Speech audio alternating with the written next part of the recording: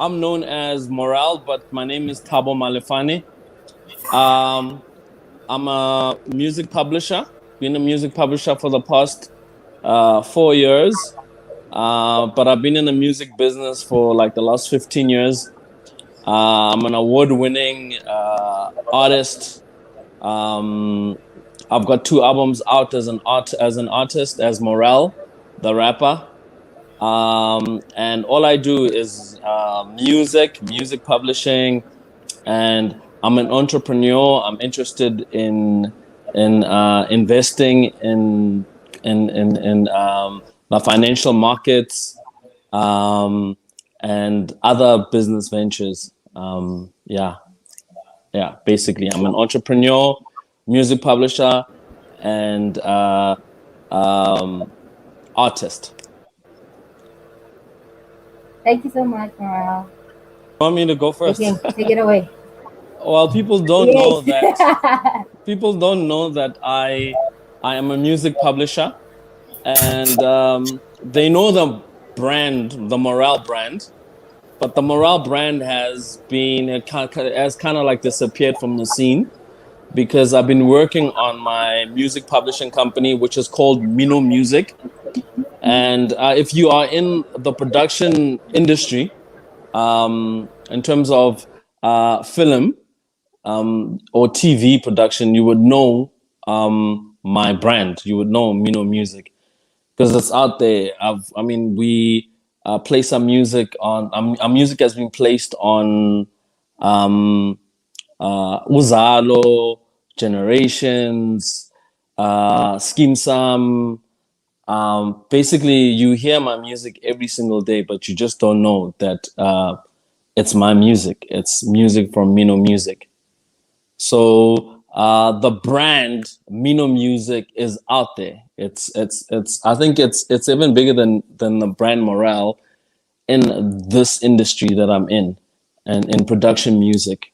So we've worked with everyone basically. We've worked with Vodacom, Chicken Licken, KFC, the government. We've worked with almost every brand in South Africa. Um, and yeah, my brand. I love my brand. The brand is Mino Music, and yeah, every day uh, is motivational to get more clients. I try to push for more clients. I try push to have a bigger catalog because in the space that I'm in, um, we work with catalogs. So I have over 20,000 tracks out there, and I'm recruiting more composers to compose more songs so we can get their music out there. So the music can be in TV ads, and as background music on TV shows, can be used on social media ads and stuff like that. So yeah, I don't know. It's so I was reminiscing high school glitz gang, yeah. and you've got a video where you are in the field and there's fire. That was one of the Yeah. first literally fire videos that I ever saw from an artist in South Africa. Like I said, big fan. I'm from Soweto. I've seen you record in my hood. My Yeah. question, however, is do you miss the attention from back in the day now? Because it sounds like the current business is so big and it's like internationally recognized. Do you not miss maybe like being that guy again? I do miss it. Even now, I'm actually planning on releasing new music, getting back into studio. I've been recording songs there and there, but people haven't heard it. I just need to put them together and release them. Um, I just have that urge because I'm always in studio, always making new tracks. It might not be hip hop because I get into studio to make gospel. I get into studio to make amapiano. I get into studio to make maskandi. I do every genre under my publishing company. So sometimes I miss just being Morale, getting into studio and coming up with Morale songs. And sometimes you catch me like when there was the holiday, I was writing. I wrote a whole song and stuff. And when I checked, damn, I had so many scripts that I've been writing to songs and songs. So when I hear something that I like, I just jot down the idea and write the songs and whatnot. But I haven't had time to like put them together as morale songs like I used to, you know. Yeah, Well, but answered. I don't want the brand morale to die. So I must transform. I must move with the times and use morale. Morale must be the same guy that's the entrepreneur, you know. Morale must be the same guy that's making all these moves. There's no connection between morale and music. Yeah. Okay. So I'm Yeah. slowly making it happen. It will happen. I just need to bring morale back again. Okay.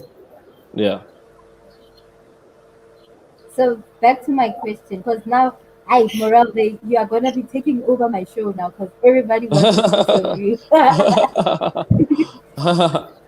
Because I see a question now. It says, Sam Morale, how have you managed to fight the urge of not making Amapiano and not chancing your name like Vosinova? Wow, I don't know if that was a low blow for Vusinova, but I think collaborating with new sounds and not sticking to one sound is a good thing, you know? Because as hip hop artists, we are taught to take a little bit of jazz, mix it up with hip hop drums, and try rap on it. Take a little bit of kwaito, mix it with hip hop, and do it. You know, before that is done, I think the hip hop society is reluctant, and they'll say, "Nah, you selling off. If you're gonna rap on a kwaito beat or do whatever." But eventually, we do get to that point where now you hear about Casper, about Kulichana, they sound is more kwaito, you know. It's a combination of kwaito and hip hop. I did it myself, man. I collaborated with Zola, who's a kwaito star, legend, and we did a song. But I still kept it hip hop. He came with his own flavor, and we did it. But I guess if it was like 5 years before, at that time, people were gonna criticize and say, "Hey, why are you messing with kwaito? Why are you messing with kwaito?" We just need to embrace what the people are loving and the times that we are in. You know, if this new sound is being loved internationally, embrace it. It's South African at the end of the day. The problem with South Africans, sometimes you want to embrace things that are overseas faster than things that are here. You know, like if the rap world comes with some other flavor of hip hop that's worse than mumble raps, I'm sure you'll hear South African rappers trying to rap like that. So let's say guys are no longer rapping, it's no longer flowing, and it's the new vibe in America. Let's say they're just screaming, you know, everybody's gonna do that in South Africa. Yeah. Mare, when they're listening to Amapiano every day and they actually lose themselves in it and they get caught and they remind themselves, why am I listening to this thing? Why am I liking it? And they force themselves not to like it when it's likable, you know? So to answer that question, for me, unfortunately, as Morale, I've been on the shelf for the last 4 years because I've been working on Mino Music. Hence why I haven't gotten on this Amapiano vibe as Morale. But with Mino Music, I work with it every single day. Like that's the music that makes me money. When Gom was in fashion, Gom made me the most money. You know what I'm saying? When Gom was in fashion, I made you know the ad with the Cowboys. The ad with the Cowboys, yeah, Chicken Licken. Yes. Yeah. When the Cowboys are there and Yeah, they shoot on the ground, and there's a Gom track that plays there. That's my Gom track.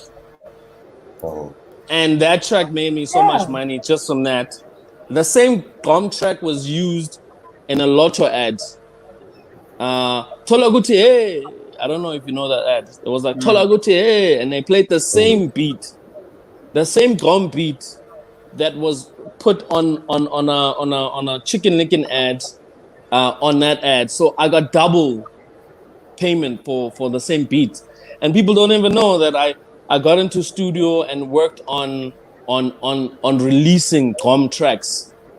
We've got over like my publishing company has over 15 albums that are Gom. People don't even know that. So I think in order to diversify, in order to make it and make money, you need to think like an entertainment entrepreneur. You know what I'm saying? And take advantage. You don't have to be the brand that runs with it. You can be the guy in the background making the moves to make it happen. You know? If we had to look at personalities in the music business, I'd have to talk about Cassper and AKA. I mean, they've gone through a long tiff with each other for a long time. I can say it's over 10 years now, man. These guys have been at it, going back and forth. And if you look at Cassper, he set a milestone that any other artist in this country has never set, who is a hip-hop artist, which is filling up the dome. And he achieved that milestone, and he reminds everybody about him filling up the dome, which is his brand. I mean, I stay next to the dome. I just have to stand on my balcony and I see the dome right now. And every time I see the dome, I think of Cassper. Every single time. Every time I have to go to Northgate Mall, as big as what the dome is, that's how I feel Cassper is. I mean, filling up the dome is an extraordinary achievement. So he keeps on working on milestones throughout his career that he talks about all the time. It becomes part of his brand. Like, we knew after him filling up the dome and filling up the next stadium, we knew that it's Cassper's thing now. It's his brand. He's the guy that fills up these places that people that the other artists don't do. I mean, the last show that he pulled in Durban, where he's like, he was being strung up in the audience, on top of the audience, and he seemed like he was flying and stuff. Like, he's the artist that's always challenging the status quo, challenging his boundaries, setting new milestones. Even when he's setting a new milestone, he's setting a new milestone on top of a new milestone. I mean, that stadium, I've never seen that in my life in South Africa. I've never seen an artist being catapulted and pulled over artist ever since I've been born in this country until to this day. I've never seen it. You know, I've never seen an artist that's got two Bentleys in this country who's a rapper. You know what I'm saying? I've never seen an artist who stays in the neighborhood that he stays who's a rapper. You know what I'm saying? So in terms of competition, he's outshined his competition by embracing his milestones, by talking about his milestones. Now, if you compare the two brands, who took over someone's turf recently? Between Cassper and AKA, who took over someone's territory? Like the show that happened, the barbecue show, the bigger brand won at the end of the day. So it answers your question. It does. Thank you. It does. Komodo, have you got something to say? Add on. Fully concur with the gents. Also, the only thing I want to add is this thing is a lot of work. Okay. It's a lot of work to it's producing to. So give you guys an example. I struggle to record one song a month. So when I hear that somebody has 20,000, you know what I'm saying? It's the work, bro. It's the work. If we're talking sports, it's waking up at 4 a.m. to gym. It's doing the extra kilometer, guys. And I'm a person who puts a lot into the stuff that I do right now. So yes, I do have an attitude when my brand is brought up in any form of conversation. I try and steer the conversation into whatever the conversation may be. It has to be, my brand needs to be associated with being solution orientated. And that's because I put in a lot of work into making sure that the brand is visible, the brand is accessible as well. If I seem arrogant doing it,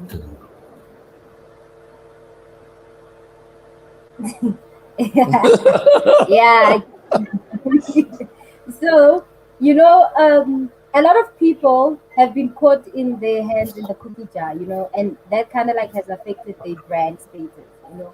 So, I don't know, how do you feel?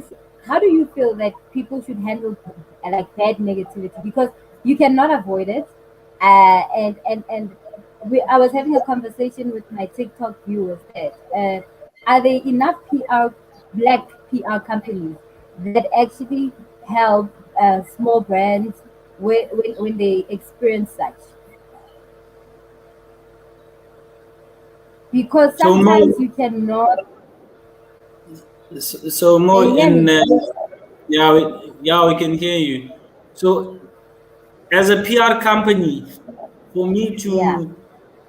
to do crisis and reputation management on your behalf, you have to be my client, or you have to come to me and make a proposal that you can I do a PR campaign which focuses on crisis management and reputation management for pro bono. Mhm.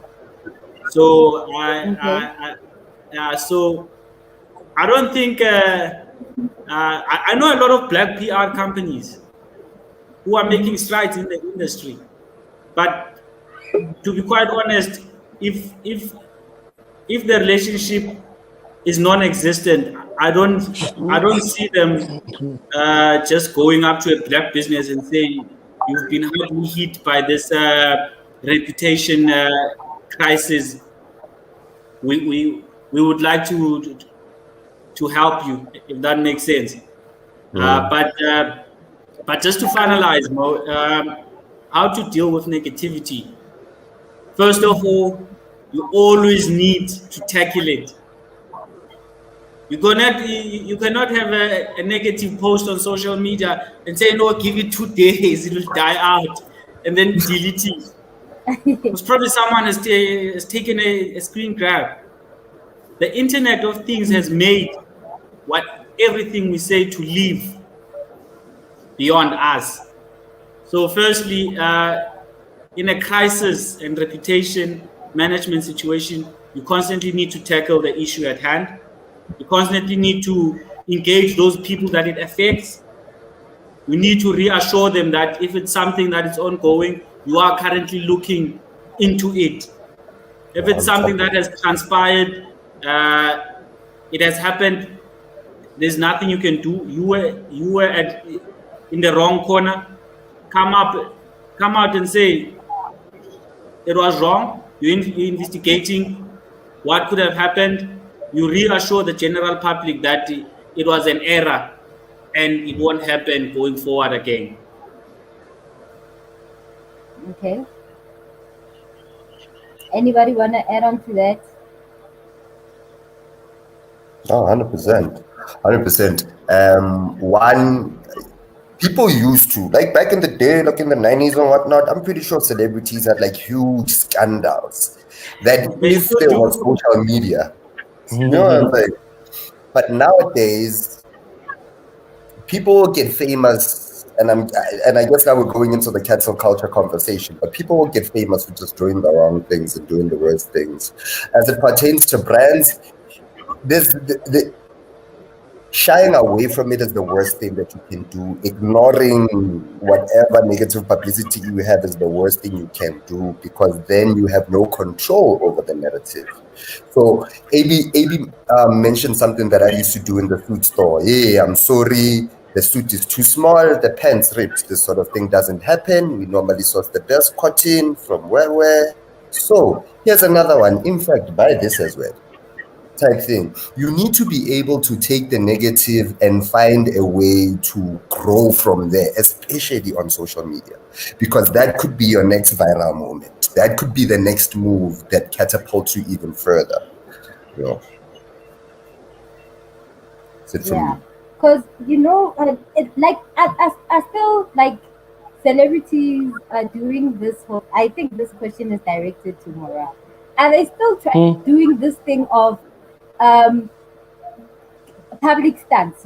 Creating a stunt just to get the numbers. Do people still do? Do celebrities still do that? Yeah, I'm guessing so. I know they have to. If you quiet, you need to do something, And if you're about to drop something, you need to do something, You need to name call some people, start some beef somewhere. I mean, for your stuff for the audience to be interested in you, Survival of the fittest. Only strategy?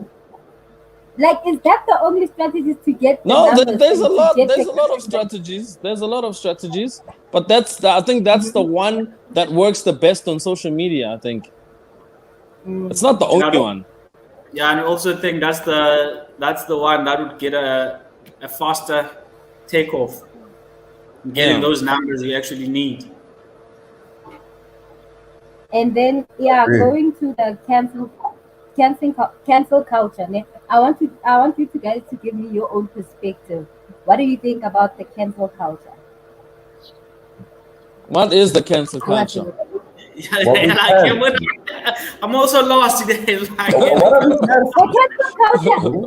So the cancel culture is when you are associated with a big brand, and then you say something controversial that kind of like will taint or like damage their reputation. They basically right there and then they cut you off the contract, So I feel like people don't even have an opinion anymore because you just said something controversial that's not in alignment with, maybe you are working for a company. You'd literally get some backlash or you would get fired because you were entertaining a certain conversation. For example, MacG is famous for the cancel culture as well because he said something about the LGBTQ, and then his contract with was it Old Mutual was canceled Old Mutual. Yes, so that's what I'm talking about, the cancel culture. There are no rules in this cancel culture. There is no fairness. If you say something wrong, they're not gonna forgive you. Like, the contract, your career is damaged for good. But I think before you even go there, I think you must build a brand that stands on its own, that doesn't really need like sponsors and whatnot. You must stand for something. Like AB said, you need to stand for something, have your vision, and work on your next move. And like AB said, as you build your brand and you get there, a whole lot of people will want to collab with you, and be part of your journey. And those people, if they come in your journey and leave your journey, it's fine. You still have your journey to accomplish and see to the end, So if Old Mutual leave and whoever leaves, then you must know that that's the game. It comes with the game, because you didn't come there because of Old Mutual. You got into the game because of your vision. So stick to your vision when that happens. That thing you mustn't even feel it blowing you aside or derailing your plans. Look at MacG now. What is Old Mutual saying now about MacG? They're like, oh, we did the wrong And move. effed up. You know, he's bigger than before. So yeah, I guess that answers your question. Okay. If you want to add on to it. So Or Mo, you from my end, so basically, brands are like personalities. We live in a world where there are millions and millions of personalities. Personalities need to communicate. Personalities need to socialize. So brands are similar to personalities. So they make acquaintances. Look at your life's journey from when you were born to where you are now. You've made a lot of acquaintances along the way. Some still exist. Some ended in a positive, some ended in a negative manner. But life goes on. The same as branding. So you just need to reposition your brand and move forward. And then, what are you guys doing to bring a positive brand image for upcoming brands? Did you guys catch that? Yeah. You want that by me again? I think okay. Yeah, What are we Mara? doing to what? I'm sorry, I was asking for the question again. What are we doing to what? What are you guys doing to bring a positive brand image for upcoming brands? Okay. Okay, I would say it's doing exactly what AB said. That vision, that the goals that you have set, the strategies that you have set for your brand, by executing them and doing the best that you can do, and taking it to the next level is that's the best you can do for other brands that are looking that want to go to where you want to go. You know, I think being the best at what you do. 100%. Also, you can't pour from an empty cup, so you can't. You first need to ensure that you have mastered what you want people to know you for, or what you want to be renowned for first. And then you can look at different ways of encouraging people into being entrepreneurs, going into the whatever industry you will be working in. It starts first with the brand. Make sure that the brand is as established and renowned as possible before you now want to start hosting charity events. For me, anyway. Yeah, you can't give someone water whilst you are still thirsty. Mo, I'll speak at it from the bigger, from a more holistic approach. Also, just to give small and coming brands insights that they might need, and also where gaps exist within the corporate environment and how they can actually leverage from those gaps. So a lot of corporates have your corporate social investment and corporate social responsibility drives, where they actually have to work with young upcoming brands in South Africa. And so that actually gives them exposure. So in some instances, my previous role, I used to work within the airline industry before COVID and everything came to exist. So we would have a lady that owned a boutique store, design and develop uniforms, and I'm talking about 4,000, like thousands of uniforms for all the staff. Yeah. So those are things that exist, and for small and upcoming brands and businesses, firstly, you definitely need a friend in procurement and in marketing. Now I'm just joking, guys.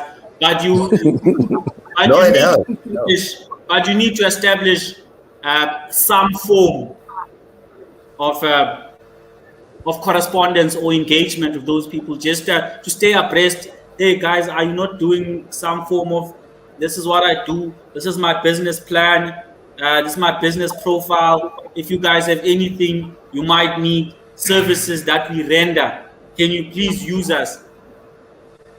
In some instances, you can even go as far as saying, I'm willing to do it for pro bono or for a very discounted amount. Because if you look at some of these brands, they're huge. So if you do get your product out to them, let's say for the previous example I used within the airline industry. So basically, the airline industry I used to work with, the airline industry. You go to Bloemfontein, we have we have a counter. Cape Town, Durban. You engage with that uniform. You ask them now, hey guys, who designed the uniform for you? Yeah, no, it's this person. You go on Instagram, yeah, this person only has 3,000 followers. You follow them. You grow as a brand. So small brands must not all the time expect big brands to come up to them and say, hey, we have the millions, we want to assist you. No one wants to give money to anyone, even businesses. Even multi-billion dollar businesses don't give handouts. But if you show them that you are a brand, you want to grow, what I mentioned first, you need to pester them, know what's going on, know what supplier development initiatives are going on, are coming, and try to leverage from them. And then, how can you separate yourself from the brand you built? And should there be a line of distinguish between you and your brand? So, like, can you basically separate Mo from being Mo to Mo being Mo Salute? You know, I believe like Morale, you've kind of like separated yourself from the brand and the entrepreneurial side of things. How did you make that transition? I think the brand morale or the artist morale had to take a hit for that, you know, because in order to do what I needed to do, I needed to be there as Thabo Malefane pushing my publishing company. However, morale did help me a lot because the industry that I was getting into, they already knew me, you know. All the composers that I work with already knew me, you know. They've been trying to send beats to me for the last 15 years, you know. So now I was like, okay, instead of taking 3 beats, I'll take 30 beats, you know, and let me make money for you, you know, like passive income for you while you chasing the next artist, you know. Because a lot of your music just dies in your computer. Because all these composers have like 3,000 beats to 2,000 beats sitting there and they're not doing anything, you know. They're looking for artists out there, you know. So the fact that they were talking to a rapper who's actually listening to them now, not saying, yeah, send me your beat to my email address, so they could just get rid of them. I was listening and calling them back and adding them on my WhatsApp and talking to them personally and stuff. So I think what made my company accelerate at the rate that it did, it's because of morale. You know, even though I was trying to separate the two, I used morale within my company, within this new brand that I was building to build this brand. You know, it's just that the general public doesn't know this brand too, because this brand is not for the general public. It's for people in that space, in the production music space, and people that edit films, that edit, that do music for ads, that do music for TV shows that you see every day. Those are my target audience. You know what I'm saying? Because I can't market it to AB, because unless AB is working on a personal project that he's working with one of the brands that he's working with, and they want specific music for that brand, then I could start targeting AB, you know. But AB, he wouldn't be in charge of the music part of that brand. So I'd go for the person who's gonna make the final decision. Yeah. So that's my client. Those are my people. So that's why you don't see me advertising Mino Music anyway, because it's getting advertised. The right people are getting the messages. They're getting the communication. They know the brand, and the brand is growing with them because it's been interacting with them. You know, they use it every single day of their lives, you know, when they're creating stuff that you see every time on TV. But you guys on social media don't need to see this brand. So my brand is very, it's not as big as what Morel was to the general public, but it's big in its own niche industry, you know. For Mino Music, which is the brand that I've been investing my time in for the last 4 years, it's Mzansi, like, you know, South Africa. You know, like when you listen to my music, it's South African. You know, even the word Mino, it's Sutu. It's just Mino Music. Yeah, it's Mino. It's the same thing. So it's very Mzansi. Now I get it. Yeah. So that's why I do everything. That's why I do Maskandi. That's why I do Amapiano, Gom, everything. That's South African. Yeah. It's a memorable experience. It's our culture. We can relate. Yes. So yeah. I'm always asked to talk first. Yeah. Okay, like for me to even be where I am, it's all because of my struggles. I wouldn't be where I am now because it was easy for me. You know what I'm saying? It wasn't easy. If it was handed to me and somebody said, okay, here's a textbook, study to be a music publisher, and here's everything that you need, I wouldn't be a music publisher today. I only became a music publisher because of the hurdles and struggles that I was going through, you know, in the music business. Because me being a music publisher was because of one failure. My one failure was my biggest success also. I did a song called Call My Number. Well, Call My Number. The intention of that song was to do the song and approach Vodacom and ask for sponsorship from Vodacom, because the song, it goes like, I got what you need, call my number, you know? And that song was written for Vodacom. I wanted to go to Vodacom and pitch, but I also wrote it in such a way that it's to uplift youth that are going through tribulations and struggles and stuff. But when the song came out, it blew so big, and that was one of my plans for a song to blow.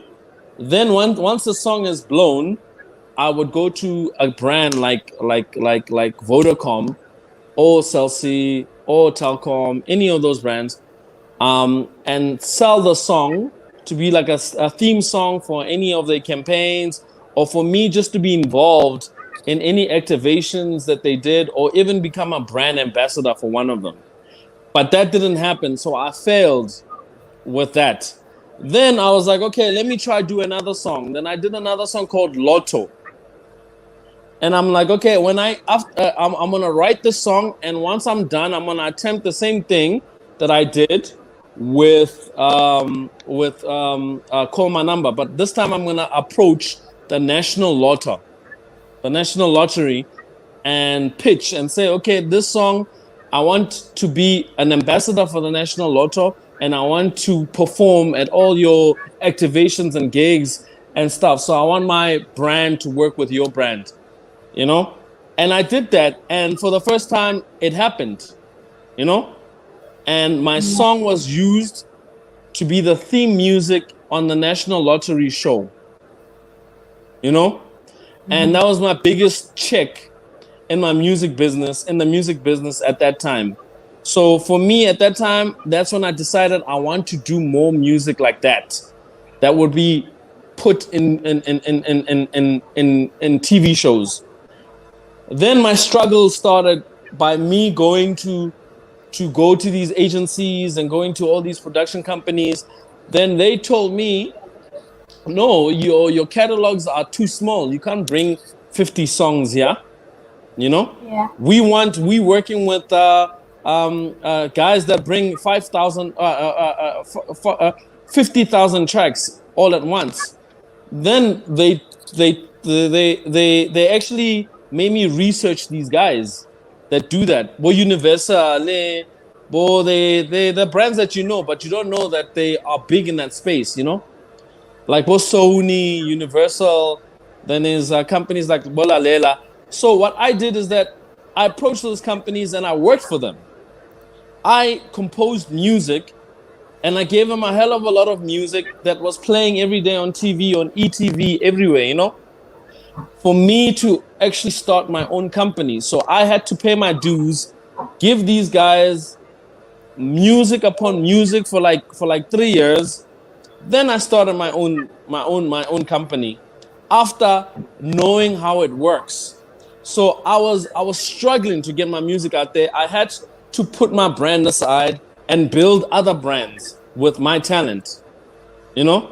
Then once I did that, once I had enough money, and I had the know-how, that's when I created my own company, and I had to start from scratch. All the music that I gave all those guys belonged to those guys, and I had to start from scratch to build a catalog that's now has 20,000 tracks from scratch. So for me, it's been a struggle and a struggle and a struggle. People telling me no, people telling me you can't do this, and me opposing it. So basically, I've got the same drive as a rebel without a cause, you know? Yeah. So I've been a rebel all the time, saying, no, I can do it. When people say, you can't do it, I'm like, the hell, yeah, I'm going to do it. I'm going to do it, you know?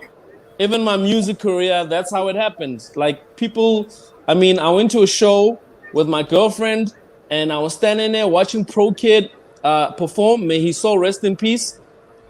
He was staring at my girlfriend. So I took that personal, you know, and he was flirting with my girlfriend, and my girlfriend was flirting back with him. I told myself, you know what, I'm gonna record a mixtape, because I've been rapping all my life, and I'm gonna make sure that my mixtape is better than this guy, you know. And I dropped the mixtape and stuff, and my mixtape wasn't being played or whatever. That's when I got to know about a little bit of publishing, that I need my metadata on tracks and stuff, you know.